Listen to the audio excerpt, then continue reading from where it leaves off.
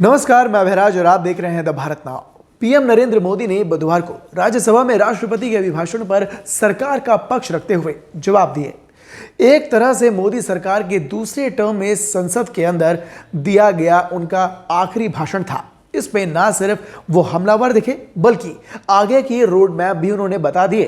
कुल मिलाकर 1.5 घंटे से अधिक के भाषण में उन्होंने आम चुनाव के एजेंडों की एक झलक सी दिखा दी।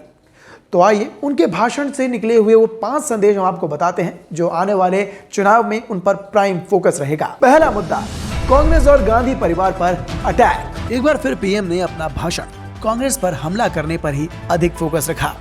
लोकसभा की तरह उन्होंने इसमें भी गांधी परिवार और उनकी विरासत पर हमला किया। उन्होंने नेहरू से लेकर राहुल गांधी तक तीखे हमले किए।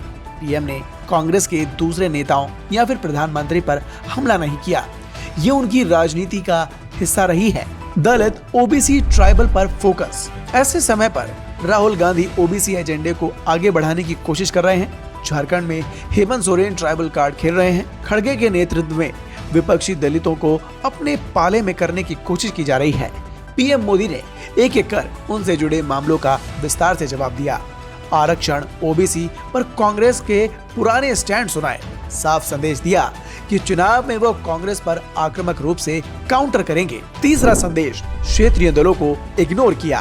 लोकसभा की तरह इस बार भी पीएम ने राज्यसभा में अपने हमले के रडार से क्षेत्रीय दलों को दूर रखा। उन पर ना के बराबर हमले किए। शायद ही क्षेत्रीय दलों पर एक भी उन्होंने सवाल किया हो। पीएम मोदी की ये पुरानी शैली रही है। वो इस बार चुनाव को बीजेपी बनाम कांग्रेस ही दिखाना चाहेंगे।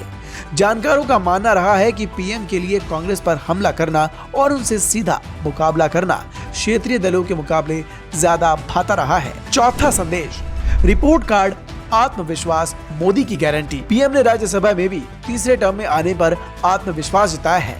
उन्होंने अपने तीसरे टर्म के लिए 3.0 नाम दिया। हालांकि लोकसभा की तरह उन्होंने इस बार बीजेपी के लिए 370 सीटों को जीतने का दावा तो नहीं किया, लेकिन कहीं ना कहीं मोदी की गारंटी पर देश के भरोसे की बात कहकर ये संकेत दे दिया कि वो जीत के प्रति आश्वस्त हैं। पीएम मोदी पिछले कुछ दिनों में कई मौकों पर सार्वजनिक मंच से यही आत्मविश्वास दिखा चुके हैं। पांचवा संकेत, उत्तर दक्षिण विवाद पर गंभीर। पिछले कुछ दिनों में उत्तर बनाम दक्षिण का विवाद गहराता जा रहा है। दक्षिण के अधिकतर विपक्षी शासित राज्य अपने राज्य की उपेक्षा करने का आरोप केंद्र सरकार पर लगा रहे हैं। इसे राजनीतिक एजेंडा बनाने की भी कोशिश की जा रही है। पीएम ने पहली बार इस मामले पर काफी विस्तार से बात की। उन्होंने इससे जुड़े तमाम मसलों पर लोगों के बीच अपना पक्ष रखने की कोशिश की। साफ संकेत दिया कि आम चुनाव में ये एक मुद्दा बन सकता है। खबर पर अपनी राय कमेंट कर जरूर बताएं और देखते रहें द भारत नाउ।